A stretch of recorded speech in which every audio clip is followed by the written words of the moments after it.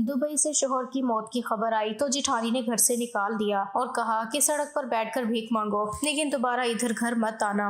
मोहल्ले वाले अजीब नजरों से देखने लगे। मेरा भाई तो लाखों की बकरा ईद पर कुर्बानी करता, गरीबों में बांटता था, लेकिन बेवा बहन के लिए कुछ भी पैसे ना थे। मजबूर होकर मैं सड़क पर भीख मांगने लगी तो अचानक एक गाड़ी आकर रुकी। मैं डर से पीछे होने लगी तो मेरे होश उड़ गए।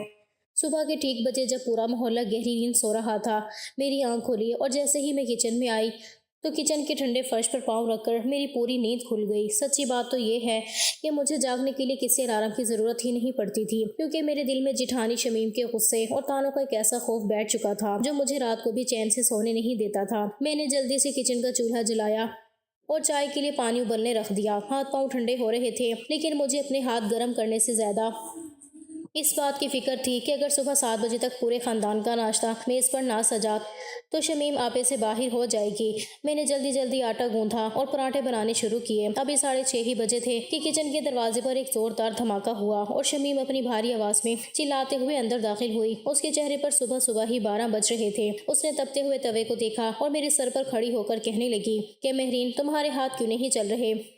अभी तक सिर्फ 2 पराठे बने हैं, मेरे बच्चे स्कूल के लिए लेट हो रहे हैं और तुम्हें यहाँ मुफ्त की रोटियां तोड़ने के अलावा कोई काम नहीं है। मैंने अपना सर झुका लिया और जल्दी जल्दी बेलने को घुमाने लगी। मेरे पास उनके कड़वे जुमलों का कोई जवाब नहीं था, क्योंकि मेरे शोहर कामरान दुबई में एक बहुत बड़ी नौकरी करता था और मैं यहाँ उसके भाई और भाभी के रहमो करम पर जिंदगी गुजार रही थी। शमीम का गुस्सा यहीं खत्म नहीं हुआ। उसने किचन के सिंक में पड़े रात के चंद बर्तनों को देखा और मेरे कंधे पर हाथ मारकर बोली कि ये बर्तन क्या तुम्हारा बाप आकर धोएगा? रात को सारा काम खत्म करके सोया करो, मुझे सुबह किचन बिल्कुल साफ चाहिए। मैं खामोशी से आंसू बहाती रही और अपने काम में लगी रही, क्योंकि मुझे मालूम था कि अगर मैंने एक लफ्ज़ भी पलट कर बोला तो शाम को जेठ के आने पर मेरी वो शामत आएगी जिसका तस्वुर भी होलनाक था, और मैं अकेली औरत इनका मुकाबला नहीं कर सकती थी। दोपहर के वक्त जब सब अपने कामों में लग जाते और बच्चे स्कूल से वापस आकर सो जाते तो मेरे लिए वो वक्त सबसे ज़्यादा तकलीफदेह होता था, क्योंकि मुझे कामरान की शदीद याद सताती थी। मैं सहन में बैठकर कपड़े धो रही थी और मेरा दिल चाह रहा था कि मैं कामरान की आवाज़ सुन लूँ,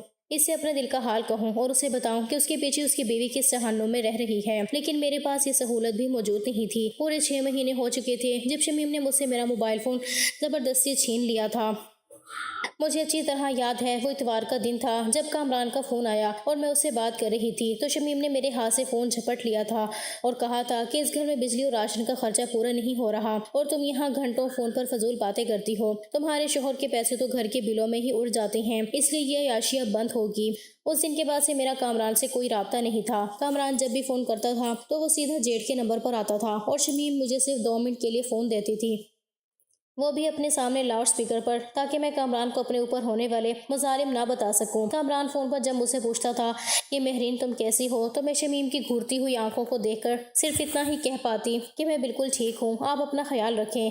बस यही 2 जुमले मेरी पूरी कायनात बन चुके थे और मैं अंदर ही अंदर घुट कर रह गई थी। मुझे ऐसा लगता था जैसे मैं इस घर की बहू नहीं बल्कि एक ऐसी कैदी हूँ जिसकी सजा का कोई इंतजाम नहीं था और कोई मेरी फरियाद सुनने वाला नहीं था। एक दिन जब मैं लाउंज में झाड़ू लगा रही थी तो मुझे सोफे के नीचे से एक पुराना रिसाला मिला। मैंने उसे उठाया ही था कि शमीम कमरे से बाहर निकल आई। उसने मेरे हाथ में वो रिसाला देखा तो उसका पारा एकदम हाई हो गया। वो मेरे करीब आई और मेरे हाथ से वो रिसाला खींचकर फर्श पर फेंक दिया और कहने लगी कि महरीन, तुम्हारी आदत अब बहुत खराब हो रही है, काम चोरी के नए नए बहाने ढूंढ रही हो, तुम्हें यहाँ पढ़ने लिखने के लिए नहीं रखा गया। कामरान जो महीने के पैसे भेजता है उससे तुम्हारा राशन भी पूरा नहीं होता और नखरे देखो तुम्हारे जैसे कोई मलका बरतानिया हो। मैंने अपनी चादर से आंसू पोंछे और झाड़ू उठाकर दोबारा सफाई करने लगी। मेरे दिल में बार बार ये ख्याल आता था कि कामरान तो दुबई में अच्छी नौकरी करते थे और लाखों रुपए उनके अकाउंट में भेजते थे ताकि मैं यहाँ इज्जत से रह सकूं, लेकिन यहाँ मुझे एक एक रोटी के लिए तरसाया जाता था। जब भी घर में कोई अच्छी चीज पकती या कोई मेहमान आता तो मुझे किचन से बाहर निकलने की इजाजत नहीं होती थी। शमीम हमेशा मेहमानों के सामने मुझे एक नौकरानी की तरह पेश करती थी और कहती थी कि ये हमारे दूर की रिश्तेदार की बेटी है जिसका शोहर बाहर है, तो हमने इसे अपने घर में पनाह दे रखी है। ये सुनकर मेरी रूह काम जाती थी, लेकिन मैं अपने इकलौते भाई की बेरुखी को याद करके चुपचाप जहर को घूंट पी लेती थी। मुझे लगता था कि शायद मेरी जिंदगी ऐसे ही कट जाएगी और मैं कभी इस कैद से आजाद नहीं हो पाऊंगी। हर दिन एक नई जिल्लत और हर रात एक नए आंसू के साथ खत्म होती थी और मुझे मालूम नहीं था कि आने वाला वक्त मेरे लिए इससे भी बड़ा तूफान लेकर आ रहा है, जिसके बाद मेरा सारा वजूद सड़क पर बिखरने वाला था। एक शाम जब मैं किचन में रात के खाने के लिए प्याज काट रही थी तो बाहर लाउंज में जेठ के मोबाइल पर एक फ़ोन आया। लाउंज का दरवाज़ा खुला था। اس لیے جیٹ کی چیخ مجھے کچن تک صاف سنائی دی۔ میں ہاتھ میں چھری لیے باہر بھاگی تو جیٹ نے فون کان سے ہٹایا اور ان کا چہرہ بالکل سفید ہو چکا تھا۔ انہوں نے شمیم کی طرف دیکھا اور ہکلاتے ہوئے بولے کہ دبئی سے کامران کے دوست کا فون تھا۔ کامران ایک سڑک حادثے میں جاں بحق ہو گیا ہے اور وہاں کی پولیس نے قانونی پیچیدگیوں کی وجہ سے لاش کو وہیں دفن کر دیا ہے۔ یہ سنتے ہی میرے ہاتھ سے چھری نیچے گری اور مجھے ایسا لگا جیسے زمین نے مجھے اپنے اندر کھینچ لیا ہو۔ میرے منہ سے ایک چیخ بھی نہ نکل سکی اور میں وہیں فرش پر گر پڑی۔ شمیم نے فوراً اپنے منہ پر ہاتھ رکھا اور جھوٹ موٹ کر رونا شروع کر دیا، لیکن میں اس صدمے سے بالکل پتھر ہو چکی تھی۔ مجھے یقین ہی نہیں آ رہا تھا کہ جو انسان مجھے اس جہنم سے نکالنے کے لیے دن رات پردیس میں خون پسینہ بہا رہا تھا، وہ مجھے ہمیشہ کے لیے اکیلا چھوڑ کر چلا گیا ہے۔ گھر میں لوگوں کا آنا جانا شروع ہو گیا اور مجھے لاؤنج کے ایک کونے میں ایک چٹائی پر بٹھا دیا گیا جہاں محلے کی عورتیں مجھے دیکھ کر افسوس کر رہی تھیں، لیکن شمیم اور جیٹ کی آنکھوں میں مجھے کوئی سچا آنسو نظر نہیں آیا۔ کامران کی موت کے تیسرے دن جب سب مہمان چلے گئے تو اصل قیامت مجھ پر تب ٹوٹی جب انہوں نے مجھے لاؤنج سے اٹھا کر گھر کے پچھلے حصے میں بنے ایک چھوٹے سے اندھیرے اسٹور روم میں منتقل کر دیا جہاں پرانا کباڑ اور ٹوٹی ہوئی کرسیاں پڑی تھی۔ شمیم نے میرا ہاتھ پکڑا اور مجھے اس کمرے میں دھکا دے کر کہا کہ اب تم یہاں رہو گی کیونکہ تمہارے شوہر کا بھی اس گھر میں کوئی حصہ نہیں رہا۔ میں اس اندھیرے کمرے میں اکیلی بیٹھ کر گھنٹوں روتی رہی۔ کمرے کی چھوٹی سی کھڑکی سے رات کا اندھیرا نظر آ رہا تھا اور میں اپنے دونوں ہاتھوں میں اپنا چہرہ چھپا کر کامران کو یاد کر کے سسکیاں بھر رہی تھی۔ میں دیوار سے سر ٹکا کر دل ہی دل میں کامران سے باتیں کرتی تھی، کیا مجھے کس کے آسرے پر چھوڑ گئے، یہاں تو سانس لینا بھی ایک گناہ بن چکا ہے۔ میری سسکیوں کی آواز جب زیادہ اونچی ہوتی تو شمیم باہر سے دروازہ کھٹکھٹا کر چلاتی تھی کہ مہرین یہ مکارانہ رونا بند کرو اور سو جاؤ، صبح اٹھ کر پورے گھر کے کپڑے دھونے ہیں، تمہارے اس رونے دھونے سے میرا سر پھٹ رہا ہے۔ میں اپنے منہ پر دوپٹہ رکھ لیتی تاکہ میری آواز باہر نہ جائے اور ساری رات اسی تڑپ اور آنسوؤں کے سمندر میں ڈوبتے ابھرتے گزر جاتی تھی۔ اگلے صبح جب میں کپڑے دھو کر فارغ ہوئی تو مجھے شدید بھوک محسوس ہو رہی تھی۔ میں کچن میں گئی اور روٹی نکالنے لگی تو شمیم نے پیچھے سے آ کر میرا ہاتھ مروڑ دیا اور میرے ہاتھ سے وہ روٹی چھین کر بولنے لگی کہ مہرین اب اس گھر کا راشن تمہارے باپ کے گھر سے نہیں آئے گا، کامران کی موت کے ساتھ ہی اس کے پیسے آنا بند ہو گئی ہیں، اب اگر اس گھر میں رہنا ہے اور 2 وقت کا کھانا چاہیے تو تمہیں ہر کام انگلیوں کے اشاروں پر کرنا ہوگا۔ میں نے تل ملا کر اپنا ہاتھ چھڑایا اور صحن کے کونے میں جا کر بیٹھ گئی جہاں دھوپ سیدھی میرے سر پر پڑ رہی تھی، لیکن میرے دل کی آگ کے سامنے اس دھوپ کی کوئی حیثیت نہیں تھی۔ جیٹ نے بھی میرے ساتھ بالکل بات کرنا چھوڑ دیا تھا۔ وہ جب بھی آفس سے آتے تو مجھے دیکھ کر اپنا منہ دوسری طرف کر لیتے جیسے میں کوئی منحوس عورت ہوں جس کی وجہ سے ان کے بھائی کی جان چلی گئی۔ مجھے روزانہ باسی سالن اور رات کی بچی ہوئی سخت روٹی دی جاتی تھی اور وہ بھی شمیم کے 1000 تانوں کے بعد ملتی تھی۔ میری حالت ایک زندہ لاش جیسی ہو چکی تھی اور مجھے سمجھ نہیں آ رہا تھا کہ میں اس ظلم سے بچنے کے لیے کہاں جاؤں۔ کامران کو مرے ہوئے ابھی صرف 6 دن ہی ہوئے تھے کہ وہ ظالم رات آ گئی جس نے میری زندگی کا رخ ہمیشہ کے لیے بدل دیا۔ رات کے تقریباً 12 بج رہے تھے اور میں اپنے اسی اندھیرے کمرے میں گھٹنوں میں سر دیے رو رہی تھی کہ اچانک کمرے کا دروازہ زور سے کھلا اور شمیم ہاتھ میں ایک پرانا چھوٹا سا ٹیچی کیس لیے اندر داخل ہوئی۔ اس کے پیچھے جیٹ بھی کھڑے تھے۔ شمیم نے وہ ٹیچی کیس میرے سامنے فرش پر پٹکا اور میرا بازو مضبوطی سے پکڑ کر مجھے کھڑا کیا۔ اس کی آنکھوں میں وحشت تھی۔ وہ مجھے گھسیٹتی ہوئی لاؤنج سے نکال کر گھر کے بڑے دروازے کی طرف لے جانے لگی۔ میں نے روتے ہوئے جیٹ کی طرف دیکھا اور گڑ گڑائی کہ بھائی خدا کے لیے مجھے رات کے اس پہر باہر مت نکالیں، میں ایک بیوہ عورت کہاں جاؤں گی، میرا اس دنیا میں کوئی نہیں ہے۔ لیکن جیٹ نے اپنی نظریں جھکا لی اور ایک لفظ بھی نہیں بولے۔ شمیم نے دروازہ کھولا اور مجھے ایک زوردار دھکا دے کر سڑک پر گرا دیا۔ اس نے چلاتے ہوئے کہا کہ اب اس گھر کی دہلیز پر دوبارہ نظر مت آنا، جاؤ اور سڑک پر بیٹھ کر بھیک مانگو کیونکہ اب تمہارے اس گھر سے کوئی رشتہ نہیں ہے۔ دروازہ ایک زوردار دھماکے سے بند ہو گیا اور میں سنسان اور اندھیری رات میں اکیلی سڑک کے تپتے ہوئے فٹ پاتھ پر بیٹھ کر دھاڑے مار کر رونے لگی جہاں دور دور تک کوئی میرا اپنا نہیں تھا۔ لوہے کا وہ دروازہ جب میرے منہ پر بند ہوا تو اس کی گونج میرے دل کے اندر تک گئی۔ میں سڑک کے کنارے اس کچے فٹ پاتھ پر بیٹھ گئی اور اپنے دونوں ہاتھوں سے اپنے دوپٹے کو منہ میں دبا لیا تاکہ رات کے سناٹے میں میری چیخیں دیواروں سے ٹکرا کر واپس میرے پاس نہ آئیں۔ آسمان پر کالی گھٹائیں چھائی ہوئی تھیں اور سڑک کی واحد پیلی لائٹ بار بار ٹمٹما رہی تھی جس کی مدھم روشنی میں میرا وہ چھوٹا سا ٹیچی کیس مجھے اپنی بے بسی کا اشتہار نظر آ رہا تھا۔ میں نے اپنے گھٹنوں کو اپنے سینے سے لگا لیا اور ساری رات اسی فٹ پاتھ پر بیٹھی رہی۔ رات کا ایک ایک پہر جیسے ایک ایک سال کی طرح گزر رہا تھا۔ کبھی دور سے کسی آوارہ کتے کی بھونکنے کی آواز آتی، میرا پورا وجود خوف سے کانپنے لگتا تھا۔ میں دل ہی دل میں آیت الکرسی کا ورد کرتی رہی اور کامران کو یاد کر کے روتی رہی کہ اگر آج تم زندہ ہوتے تو کیا تمہارا بھائی اور تمہاری بھابھی مجھے اس طرح آدھی رات کو سڑک پر پھینک फेंक सकते थे। सर्द हवा के झोंके मेरी चादर को उड़ा रहे थे और मेरे आंसू गालों पर ही जमते जा रहे थे। मैंने जिंदगी में कभी नहीं सोचा था कि जिस घर को मैंने अपने हाथों से संवारा, जिस किचन में अपनी उंगलियों को जलाया, उसी घर के बाहर मैं एक अजनबी की तरह सड़क पर बैठकर सुबह का इंतजार करूंगी। मेरे पांव सुन्न हो चुके थे और कमर में शदीद दर्द हो रहा था, लेकिन इस जिस्मानी तकलीफ से ज्यादा वो जहनी अजियत थी जो मुझे अंदर ही अंदर खोखला कर रही थी। जब रात का आखिरी पहर गुजरा और दूर मस्जिद से फजर की अजान की आवाज आई तो मेरे दिल को थोड़ा सा सहारा मिला कि चलो अब ये होलनाक रात खत्म होने वाली है। लेकिन मुझे क्या मालूम था कि उजाले के साथ ही जिल्लत का एक नया सफर मेरा मुंतजिर था। सुबह के 6 बजे जब सूरज की पहली किरण सड़क पर पड़ी तो मोहल्ले के लोग अपने घरों से निकलने लगे। सबसे पहले सामने वाले घर के चचा सफदर मस्जिद से नमाज पढ़कर बाहर आए तो उनकी नजर मुझ पर पड़ी। उन्होंने अपने कदम रोके और अपनी ऐनक दुरुस्त करते हुए मुझे सर से पांव तक देखा। उनकी आंखों में हमदर्दी से ज्यादा एक अजीब सा शक और तजस्सुस था। वो मेरे करीब नहीं आए बल्कि दूर से ही खड़े होकर बड़बड़ाने लगे और फिर अपने घर के अंदर चले गए। थोड़ी ही देर में मोहल्ले की 2 औरतें दूध लेने के लिए निकली तो वो भी मेरे पास से गुजरते हुए आपस में काना फूसी करने लगी। उनकी आवाजें मेरे कानों तक आ रही थी कि देखो, कामरान को मरे अभी 7 दिन ही हुए हैं और ये लड़की रात से बाहर अकेली बैठी है। खुदा जाने इसका क्या चाल चलन है जो जेठ जिठानी ने घर से निकाल दिया। मैंने शर्म के मारे अपना चेहरा अपने दुपट्टे में बिल्कुल छुपा लिया और अपने टेची केस को जमीन पर घसीटते हुए वहां से खड़ी हो गई। मेरे पैरों में इतनी सकत नहीं थी कि मैं सीधी खड़ी हो सकूं। भूख और प्यास से मेरा गला बिल्कुल सूख चुका था और सर में शदीद किस्म का दर्द उठ रहा था। मैंने सोचा कि इस मोहल्ले में मजीद खड़ी रही तो लोग मुझ पर झूठे इल्जामात लगाना शुरू कर देंगे, इसलिए मैंने हिम्मत की और अपने भाई की घर की तरफ चलना शुरू कर दिया जो वहां से तकरीबन 2 किलोमीटर दूर एक पोश इलाके में था। मुझे लगा कि मेरा सगा भाई जिसकी रगों में मेरा ही खून दौड़ रहा है वो मुझे इस हाल में देखकर कभी खामोश नहीं रहेगा और मुझे अपने घर में पनाह जरूर देगा। जब मैं चलते चलते थक गई और मेरे पाँव के छाले फटने लगे तो मैं अपने भाई असलम के आलीशान बंगले के सामने पहुंची। बाहर 2 महंगी गाड़ियां खड़ी थी और गेट पर एक बड़ा चौकीदार पहरा दे रहा था। चौकीदार ने जब मुझे मिट्टी से अटे हुए कपड़ों और हाथ में पुराना टेची केस लिए देखा तो उसने मुझे गेट पर ही रोक दिया और बड़े रूखे लहजे में बोला कि यहाँ मांगने वालों को कुछ नहीं मिलता, चलो आगे बढ़ो। मेरी आंखों में दोबारा आंसू आ गए।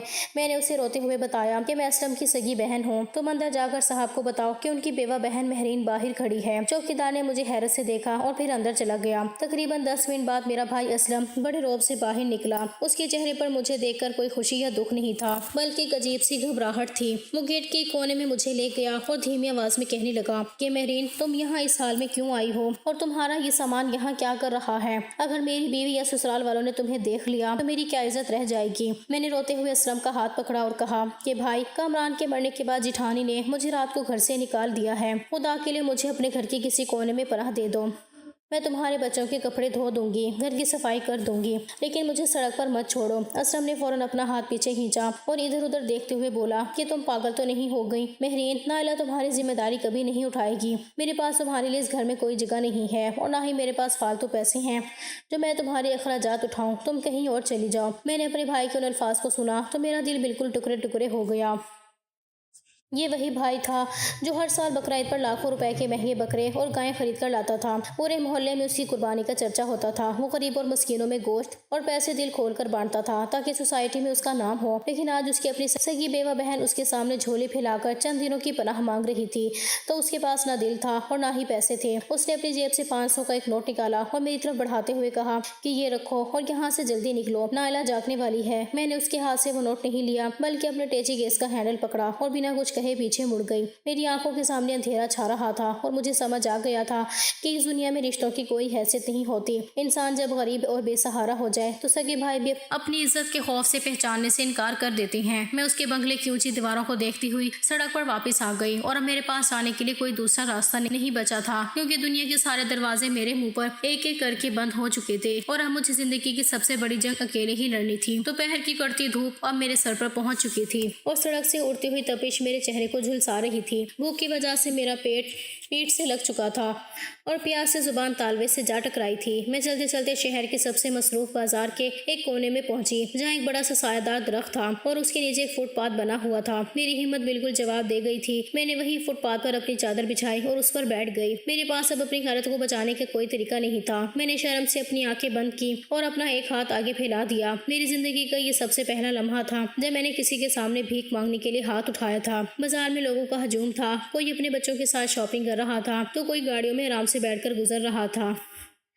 1 घंटे बाद एक आदमी गुजरा और उसने तस्दीक से मेरी चादर पर 5 रुपए का एक सिक्का फेंक दिया। वो सिक्का जब मेरी चादर पर गिरा तो मुझे ऐसा लगा जैसे किसी ने मेरी रूह पर गर्म कोयला रख दिया हो। मैंने उस सिक्के को देखा और मेरी आंखों से पैर दर पे आंसू गिरने लगे जो फुटपाथ की मिट्टी में जज्ब हो रहे थे। शाम तक कुछ लोगों ने 10 रुपए दिए तो किसी ने 20 रुपए और कुछ लोग तो मुझे देखकर मुंह बनाकर आगे बढ़ गए कि इतनी जवान औरत है और काम करने की बजाय भीख मांग रही है। उनको क्या मालूम था कि मैं किस जहानुम से गुजर कर यहाँ तक पहुंची हूँ और मेरे दिल पर क्या बीत रही है। मैं रोजाना उसी फुटपाथ पर बैठने लगी और यही मेरी जिंदगी का मामूल बन गया, जहाँ हर दिन मुझे एक नई जिल्लत का सामना करना पड़ता था और मैं सिर्फ कामरान को याद करके जीने पर मजबूर थी। दिन इसी तरह अपनी बसात बदलते रहे और भीख मांगने का ये सिलसिला मेरी जिंदगी का एक ऐसा मुस्तकिल दाग बन गया जिसको मैं रोजाना अपने आंसू से धोती थी। रोज सुबह होती और मैं अपने इसी पुराने टेची केस को एक कोने में छुपाकर फुटपाथ के उस तपते हुए हिस्से पर अपनी चादर फैलाकर बैठ जाती जहाँ धूप सबसे पहले मेरे सर पर आकर ठहरती थी। बाजार के दुकानदार मुझे पहचानने लगे थे, लेकिन उनकी नजरों में मेरे लिए कोई हमदर्दी नहीं थी, बल्कि एक अजीब सा तमाशा था। कभी कोई तरस खाकर रात का बचा हुआ नान मेरी चादर पर फेंक देता तो कभी कोई दुकानदार अपनी दुकान के सामने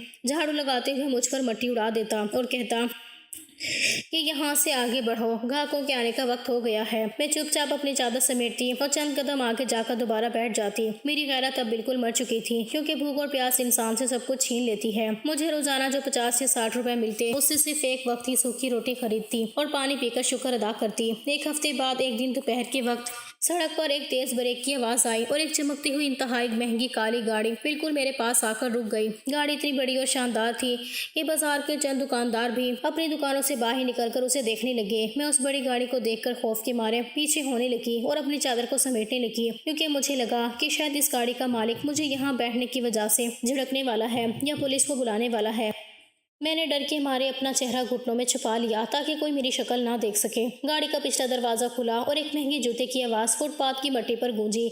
मैंने डरते डरते अपनी आंखें उठाईं और ऊपर की तरफ देखा तो मेरे पूरे वजूद में जैसे बिजली दौड़ गई। मेरे होश उड़ गए और धड़कन एक पल के लिए बिल्कुल रुक गई। गाड़ी से जो शख्स बाहर निकला था उसने बहुत कीमती सूट पहन रखा था। उसके चेहरे पर एक घनी दाढ़ी थी और आंखों में आंसू थे। वो शख्स कोई और नहीं बल्कि मेरा शौहर कामरान था, जिसकी मौत की खबर पर मैंने अपने बाल नोचे थे। जैसे ही उसने मेरी तरफ अपने हाथ बढ़ाए मेरा सर तेजी से घूमा और मेरी आंखों के सामने बिल्कुल अंधेरा छा गया। मेरी आंख खुली तो मेरी पुश्त के नीचे एक इंतहाई नरम और आरामदेह बेड था। मैंने हैरत से अपने इर्द गिर्द देखा तो मुझे कुछ समझ नहीं आया कि मैं ख्वाब देख रही हूँ या मैं सचमुच मर चुकी हूँ। उसी वक्त कमरे का दरवाजा खुला और कामरान हाथ में पानी का गिलास लिए अंदर दाखिल हुआ। उसने गिलास मेज पर रखा और मेरी बिल्कुल करीब बेड पर बैठकर मेरा हाथ अपने दोनों हाथों में ले लिया। उसका लम्स इतना हकीकी था कि मैंने तड़प कर उसका बाजू पकड़ लिया और रोने लगी। मैंने कहा कि कामरान आप जिंदा हैं, ये कैसे हो सकता है? आपके भाई ने तो कहा था कि आप दुबई में मर चुके हैं और आपकी लाश भी वहीं दफन हो चुकी है। अगर आप जिंदा थे तो आपने मुझे इस जहन्नुम में क्यों छोड़ा? मैंने सड़कों पर भीख मांगी। कामरान, मेरे अपने भाई ने मुझे धक्के देकर निकाल दिया। आपने मेरे साथ क्यों ऐसा किया? मेरी हिचकियां बंध गईं और मैं कामरान के सीने पर सर रखकर फूट फूट कर रोने लगी। महरीन, मुझे माफ़ कर देना। मैंने तुम्हारे साथ ये बहुत बड़ा ड्रामा किया, लेकिन ये करना बहुत ज़रूरी हो गया था। मैं पिछले 3 साल से दुबई में दिन रात एक करके लाखों रुपए अपने भाई के अकाउंट में भेज रहा था ताकि वो तुम्हारा ख्याल रखें और हमारे लिए एक अच्छा मुस्तकबिल बनाए। लेकिन मुझे वहाँ दुबई में अपने कुछ दोस्तों से मालूम हुआ था कि भैया और भाभी वो सारे पैसे अपने ज़ाती ऐशो आराम पर उड़ा रहे हैं और तुम्हें घर में एक नौकरानी से भी बदतर बनाकर रखा हुआ है। मुझे उनकी इस चालबाजी पर यकीन नहीं आ रहा था, इसलिए मैंने अपने एक दोस्त के जरिए भैया को मेरी मौत की झूठी खबर दिलवाई ताकि मैं अपनी गैर मौजूदगी में उन रिश्तों का असली रूप देख सकूँ। मैं ये देखना चाहता था कि मेरे मरने के बाद वो मेरी बीवी के साथ क्या सलूक करते हैं। मैं 2 दिन पहले ही पाकिस्तान वापस आया हूँ और जब मुझे मालूम हुआ कि उन्होंने तुम्हें चौथे ही दिन घर से निकाल दिया है तो मेरा खून खोल उठा। मैंने ये बंगला तुम्हारे लिए ही खरीदा है, अब तुम्हें किसी के सामने हाथ फैलाने की जरूरत नहीं है। मैंने कामरान की बात सुनी तो मेरे दिल को एक तरफ तो सुकून मिला कि मेरा शौहर जिंदा है और मेरे सामने है, लेकिन दूसरी तरफ मुझे इसके इस इम्तिहान पर गुस्सा भी आया। मैंने रोते हुए कहा कि कामरान, आपने अपनी हकीकत जानने के लिए मुझे 2 दिन तक उस सड़क के जहन्नुम में जला दिया। रिश्तों की हकीकत तो खुल गई, लेकिन उन 2 दिनों में जो जिल्लत मैंने उठाई है उसका हिसाब कौन देगा? कामरान का चेहरा गुस्से से सुर्ख हो गया और उसने अपने दांत चबाए और कहने लगा कि महरीन, उनका हिसाब मैं खुद लूंगा। वो घर जिसमें भैया और भाभी आराम से रह रहे हैं वो असल में मेरे नाम पर है, मैंने अपनी कमाई से खरीदा था। अब बकरा ईद सर पर है और पूरा मोहल्ला उनकी कुर्बानी के चर्चे सुन रहा है। मैं इसी ईद से पहले उनको उस घर से सड़क पर लाकर खड़ा करूंगा ताकि उन्हें पता चले कि किसी की बेवा को घर से निकालने का अंजाम क्या होता है। मैं खामोशी से कामरान को देखने लगी, क्योंकि अब बदले का वक्त आ चुका था और कहानी अपने आखिरी और सबसे बड़े फैसले की तरफ बढ़ रही थी। कामरान की बातें सुनकर मेरे दिल पर लगा हर जख्म जैसे ही एकदम भरने लगा था, मगर अगले ही लम्हे मेरे अंदर का गुस्सा और तड़प बाहर आ गई। मैंने कामरान का गिरेबान अपनी मुट्ठियों में भींचा और रोते हुए कहा कि कामरान, आपने अपनी तसल्ली के लिए मुझे उस कड़ती धूप में सड़क पर बैठने दिया। अपनों के ताने और गैरों की गंदी नजरें मुझ पर पड़ती रहीं और आप दूर खड़े तमाशा देखते रहे। क्या आपको एक बार भी अपनी मेहरीन पर तरस नहीं आया?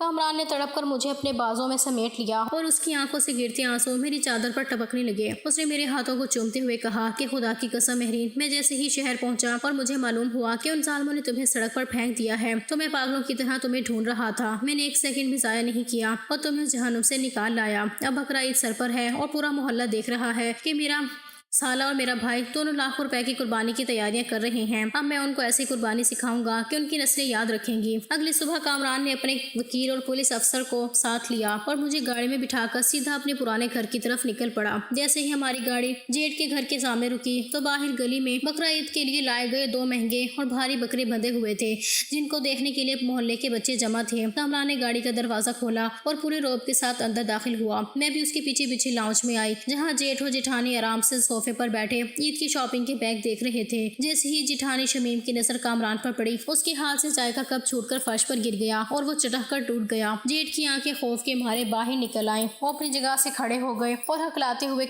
बोले कि कामरान, तुम तो दुबई में मर चुके थे, ये कैसे हो सकता है? कामरान ने एक जोरदार कहकहा लगाया और पुलिस अफसर को आगे करते हुए बोला कि मैं मरा नहीं था, बल्कि तुम जैसे सांपों की असलियत देख रहा था।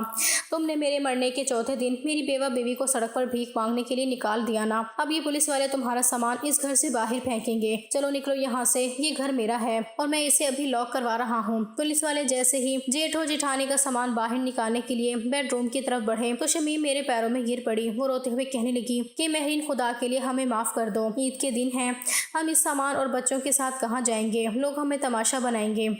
जेठ ने भी अपने हाथ कामरान के सामने जोड़ दिए और उनकी मर्दाना अना खाक में मिल गई। मैंने जब उनको इस हाल में देखा तो मेरी आंखों के सामने अपनी वो अंधेरी रात आ गई जब मैं सड़क पर अकेली रो रही थी। मेरे दिल ने कहा कि मेहरीन, तुमने बेघरी का दर्द सिर्फ 2 दिन झेला है और तुम जानती हो कि सड़क पर बैठना कितनी बड़ी कयामत है। तुम उनकी तरह जाबिर नहीं बन सकती। मैंने आगे बढ़कर कामरान का हाथ पकड़ लिया और कहा कि कामरान, खुदा के लिए पुलिस को रोक दें। मैंने बेघरी देखी है और मैं नहीं चाहती कि ईद के इन दिनों में कोई और सड़क पर आए। भले ही उन्होंने मेरे साथ जुल्म किया, लेकिन हम इनको माफ करते हैं। कामरान ने मेरी तरफ देखा। उसकी आंखों में मेरी इस रहम दिली के लिए शदीद एहतराम था। उसने पुलिस को वापस भेज दिया और जेठ की तरफ इशारा करके बोले कि मेरी बीवी की वजह से तुम इस घर में रह रहे हो, वरना मेरी नज़र में तुम्हारी कोई औकात नहीं है। और दूसरी तरफ मेरा वो सगा भाई असलम, जो लाखों की कुर्बानी करके गरीबों में बांटता था, लेकिन बेवा बहन के लिए उसके पास पैसे नहीं थे। उसके कपड़े के बड़े कारोबार में अचानक ऐसी आग लगी कि उसका लाखों का माल जलकर राख हो गया और वो सड़क पर आ गया।